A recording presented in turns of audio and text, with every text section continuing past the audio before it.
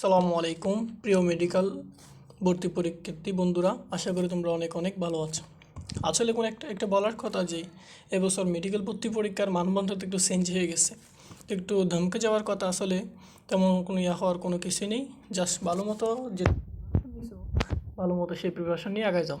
মানবিক গুণাবলী জিনিসটা আসলে তেমন কোনো কঠিন একটা জিনিস না, তেমন কোনো কঠিন না, খুবই সহজ আসলে জিনিসটা। জিনিসটা থেকে যদি এমসিকিউ আছে তাহলে সেক্ষেত্রে খুব ইজিলি তুমি একটু মাথা কাটিয়ে দিলে কিন্তু তুমি অ্যান্সার করে আসতে পারবা, ঠিক আছে। এটা আরও তোমাদের জন্য ভালো হয়েছে, একটা পজিটিভ দিক বলে বিবেচনা করা যায়। আসলে মানবিক গুণাবলী জিনিসটা আসলে গুরুত্বপূর্ণ, অনেক অনেক গুরুত্বপূর্ণ, যার কারণে মূলত ভর্তি পরীক্ষায় এই জিনিসটা অ্যাড করছে। তো আজকে আমরা এমন একটি সেশন দিতে যাচ্ছি যে সেশন হচ্ছে মানবিক গুণাবলী জিনিসটা কী এবং সেটা থেকে কি আসতে পারে এবং মেডিকেলে কীরকম প্রশ্ন আসতে পারে, মানবিক গুণাবলী কেন প্রয়োজন সে সম্পর্কে আমরা বিস্তারিত জানব। তো বন্ধুরা, ভিডিওটি না টেনে ভালো মতো পুরো ভিডিও দেখার জন্য অনুরোধ রইল। আচ্ছা, তাহলে শুরু করা যাক। প্রথম হচ্ছে কি মানবিক গুণাবলী জিনিসটা কী? মানবিক গুণাবলী জিনিসটা কি?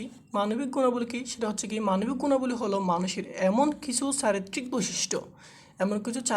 বৈশিষ্ট্য যেগুলো হচ্ছে কি এই যে নৈতিক, সহানুভূতিশীল, দায়িত্বশীল, ঠিক আছে। অন্যের প্রতি নৈতিকতা দেখানো, অন্যের প্রতি সহানুভূতিশীল হওয়া, দায়িত্বশীল হওয়া। যেমন কোনো একটা কাজ, ছোটো একটা বাচ্চা সে রাস্তায় পড়ে আছে, তার বাবা মাকে খুঁজতেছে, তাহলে আমাদের দায়িত্ব কী? দায়িত্ব হচ্ছে সেই বাচ্চাটাকে নিয়ে খুব সযত্নে রেখে তাকে তার পরিবারের কাছে ফিরিয়ে দেওয়া, এটা না, এটাই দায়িত্বশীল। তারপর হচ্ছে সমাজ এবং অন্য মানুষের প্রতি সদাচরণে উদ্বুদ্ধ করা, অর্থাৎ সমাজ এবং অন্যান্য মানুষের সাথে আমরা ভালো আচরণ করা, সেটা মানবিক গুণাবলীর মধ্যে কিন্তু পড়ে, ঠিক আছে।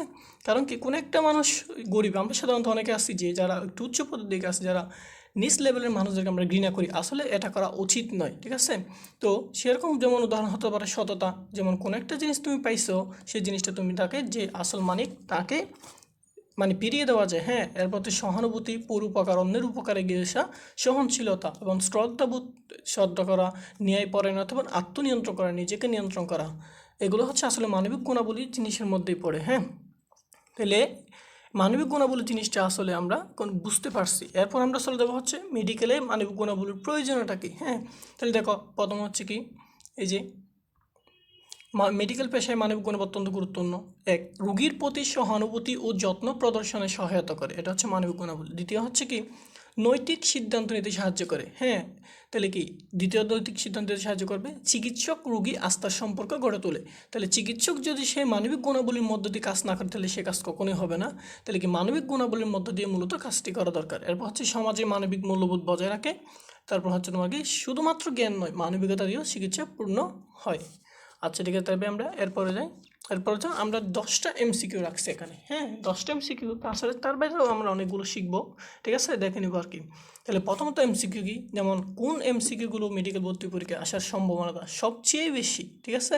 তার মধ্যে আমরা প্রথম এমসিকিউটা নিলাম কি, যেমন কি ছাড়া ভালো ছাত্র হওয়া যায় না, হ্যাঁ। কি ছাড়া ভালো ছাত্র হওয়া যায় না, মানে কি ছাড়া ভালো ছাত্র হওয়া যায় না।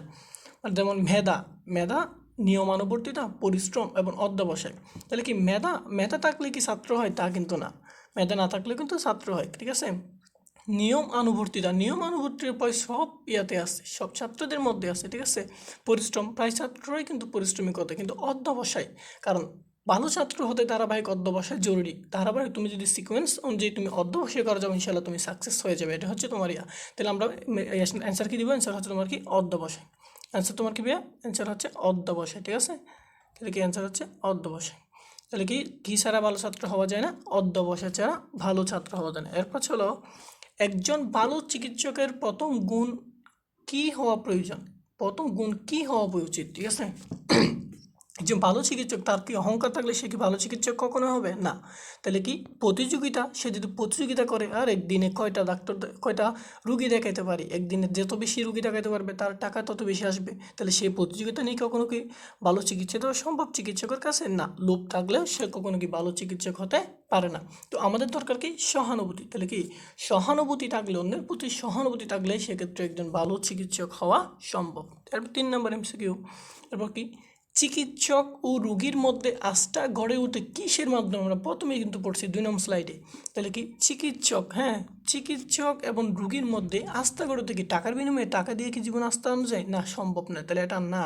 এরপর হচ্ছে তোমার কি ভালো ব্যবহার? হ্যাঁ, ভালো ব্যবহার। কারণ কঠোর ব্যবহার তো রোগী নিজে দামড়ে যাবে, তাহলে কিছুই করবে না। দ্রুত চিকিৎসা করবে? না, দ্রুত চিকিৎসা করলে কি ভুল হওয়ার পসিবিলিটি অনেক বেড়ে যাবে, এক্ষেত্রে রোগীর ভালোর চেয়ে আরও খারাপ হওয়ার সম্ভাবনাটা অনেক বেড়ে যাবে। ঠিক আছে, তো আমাদের উচিত কি রোগীর সাথে আমি ভালোভাবে সুন্দরভাবে ব্যবহার করি, তাহলে সেই রোগী আমার প্রতি আস্থাশীল হবে এবং ভালো চিকিৎসা নেবে, এক্ষেত্রে চিকিৎসাটা কিন্তু ভালো হবে। তারপর যে 4 নম্বর এমসিকিউ, যে নিচের কোনটি মানবিক গুণ নয়? আমরা সবাই জানি সততা একটা মানবিক গুণ।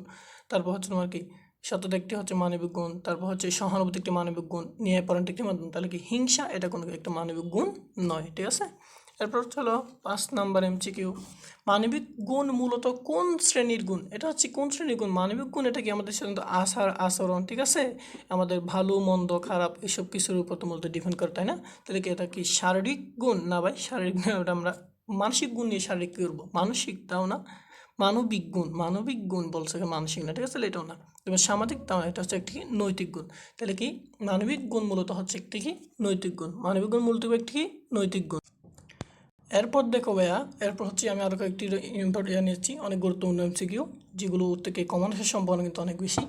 যেমন কি ছাড়া রোগ প্রতিরোধ অসম্ভব? কি ছাড়া রোগ প্রতিরোধ অসম্ভব বলছে, কী ভাই বলতেছে? কি ছাড়া রোগ প্রতিরোধ অসম্ভব? যেমন টিকা, টিকা না দিলে কি, টিকা ছাড়া কি রোগ প্রতিরোধ অসম্ভব? না ভাই, টিকা ছাড়া রোগ প্রতিরোধ অসম্ভব। ভাই টিকা দিলেও না হয়, না দিলেও না, এটা কোনো ডিফেন্ড করে না।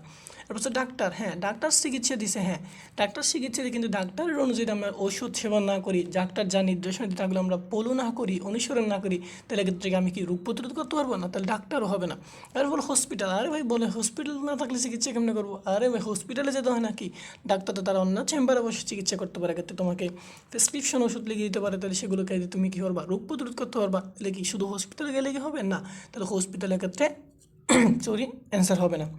এবার স্বাস্থ্য অধিদপ্তর, ঠিক সেম, স্বাস্থ্য অধিদপ্তরের কাছে গিয়ে তোমাকে অনেক নির্দেশনা দিচ্ছে, কিন্তু তুমি কোনো নির্দেশনা পালন করো না, তাহলে কাজ হবে না, তাহলে এক্ষেত্রে রোগ কখনো প্রতিরোধ করা সম্ভব না। এরপর হচ্ছে তোমার কি একেবারে লাস্টে সচেতনতা, হ্যাঁ, সচেতনতা হচ্ছে তোমার অ্যান্সার। কারণ কি তুমি যদি সচেতন না হও, তাহলে তুমি কখন রোগ প্রতিরোধ করতে পারবে না। কেন না? কারণ ডাক্তার তোমাকে টিকা দিতে বলছে, টিকা দাও নাই, ডাক্তার তোমাকে ওষুধ দিছে, তুমি ওষুধ সেবন করো নাই, হসপিটালে গিয়ে তুমি সেও করো নাই, ঠিক আছে, মানে ডাক্তার তোমাকে ওষুধ দিছে কিন্তু তুমি ভালো মতো ঠিক মতো ওষুধগুলো খাও নাই, তোমার নিজের মধ্যে সেই সচেতনতা কিন্তু তৈরি হয় নাই। তাহলে কি তুমি কি ডাক্তার থাকলো, হসপিটাল থাকলো, স্বাস্থ্য অধিদপ্তর, টিকা, এইসব কিছু থাকলে কখনো কিন্তু কি রোগ প্রতিরোধ সম্ভব হবে না। তাহলে তোমার কী থাকতে হবে? সচেতনতা। তোমার সচেতনতা থাকতে হবে যে ওষুধ কীভাবে দিচ্ছে, কীভাবে খাইতে হবে সেটা যদি থাকে, তাহলে সেক্ষেত্রে তোমার কি রোগ প্রতিরোধ সম্ভব। ঠিক আছে, এরপর আমরা পরের স্লাইডে যাই। এরপর হচ্ছে কি একজন নার্সের পক্ষে অসম্ভব কি, মানে নার্সের পক্ষে কি অসম্ভব? ভাই নার্স কি, সে কি ক্লিনিকের মালিক হতে পারবে না? হ্যাঁ নিশ্চয়ই, তার অনেক টাকা আছে, তাহলে কি সে নিশ্চয়ই ক্লিনিকের মালিক হতে পারবে। নার্স একজন ক্লিনিকের মালিক হওয়া তার পক্ষে সম্ভব। হ্যাঁ, তারপর সে রুগীকে সান্ত্বনা দেবে, হ্যাঁ সে রুগীকে সান্ত্বনা দিতে পারে, হ্যাঁ রুগী কম বলে যে তুমি ভালো হয়ে যাবে, সুস্থ হয়ে যাবে, 2-1 দিন থাকলে হবে, ভালো মতো ওষুধ খাইলে চিকিৎসা নিলে ভালো হয়ে যাবে, সান্ত্বনা দিতেই পারে। ডাক্তারকে সাহায্য করা, নার্স তো তাকে ডাক্তারকে সাহায্য করতে। হ্যাঁ, এরপর হচ্ছে কি অস্ত্রোপচার করা, ভাই নার্সকে জীবন অস্ত্রোপচার করতে পারবে? সে কি ও সম্পর্কে তার জ্ঞানটা আছে? না, তাহলে নার্স কখনোই অস্ত্রোপচার করতে পারবে। যদি নার্সের কাছে অস্ত্রোপচার করা সম্ভব হইতো, তাহলে ডাক্তারের আর কি প্রয়োজন? সো এখানে উত্তর কি হবে? একজন নার্সের পক্ষে অসম্ভব কি অস্ত্রোপচার করা, অস্ত্রোপচার করা নার্সের পক্ষে কি একদম অসম্ভব।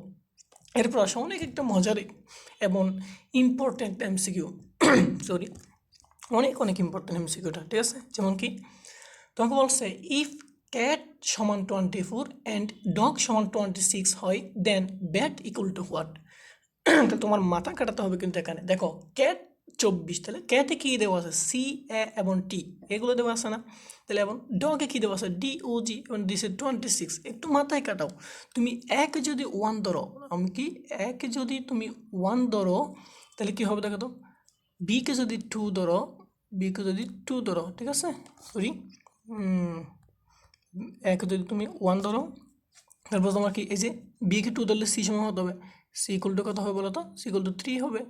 ঠিক সেই অনুযায়ী ভাইয়া টি ইকুয়াল টু কত হবে? তাহলে টি ইকুয়াল টু হবে, তুমি কত জানাবে? টি ইকুয়াল টু হবে 20। আমরা জানি এ বি সি ডি যদি গুণে যাও তাহলে ক্ষেত্রে টি ইকুয়াল টু হবে 20।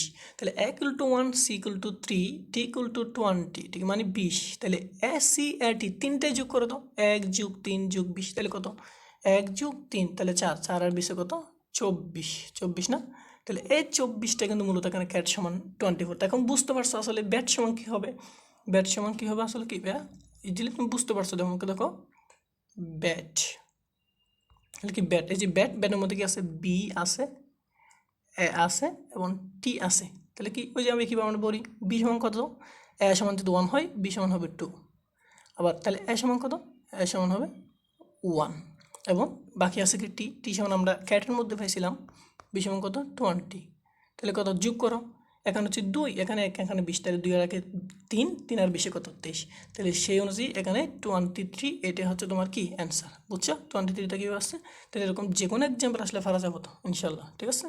এরপরে চলো, মেডিকেলে ভর্তি পরীক্ষা দিতে যাচ্ছ তুমি, হ্যাঁ মনে করো তুমি মেডিকেল ভর্তি পরীক্ষা দিতে যাচ্ছ, তাহলে কেন্দ্রের কাছাকাছি গেছো তুমি, কিন্তু রিক্সাটা হঠাৎ করে নষ্ট হয়ে গেছে, এখন কী করবা?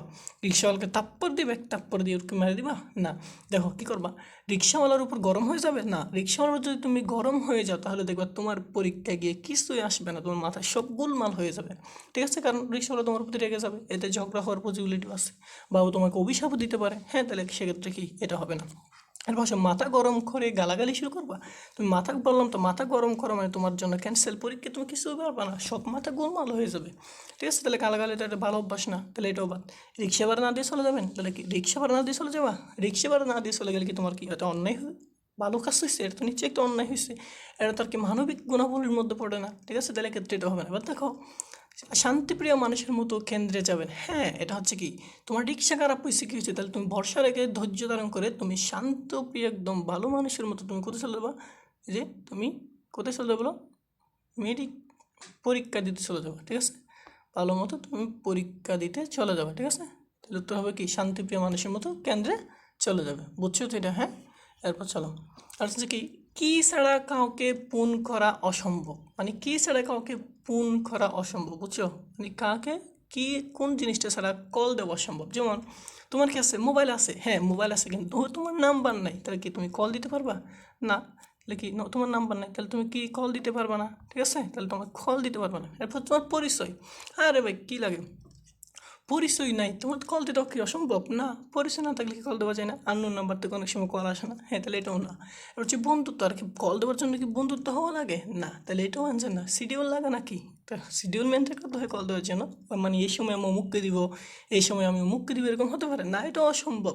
তাহলে তোমার কাছে কি কোন জিনিসটা রাখবে তোমার ফোন করার জন্য? তাহলে কি ফোন নাম্বার তো তোমার মাস্ট লাগবে। তোমার ফোন নাম্বার যদি না থাকে, তোমার ফোন মোবাইল থেকে কোনো কাজ আছে? পরিচয় নিয়ে কোনো কাজ আছে? বন্ধুত্ব নিয়ে কোনো কাজ আছে? শিডিউল নিয়ে কোনো কাজ আছে? না। তাহলে কি ফোন নাম্বার ছাড়া কাউকে ফোন দেওয়া কি একেবারে অসম্ভব, বুঝছো ভাইয়া? তাহলে আজকের এটা হচ্ছে, এগুলো মোটামুটি তোমাদের এই মানবিক গুণাবলী থেকে টপিক থেকে এরকম এমসিকিউগুলো আসার সম্ভাবনা অনেক বেশি। তো বন্ধু, ভিডিওটি ভালো লাগলে বন্ধুদের শেয়ার করে দাও, পারলে একটা লাইক দিও। ভালো থেকো, খুদা হাফেজ, আসসালামু আলাইকুম।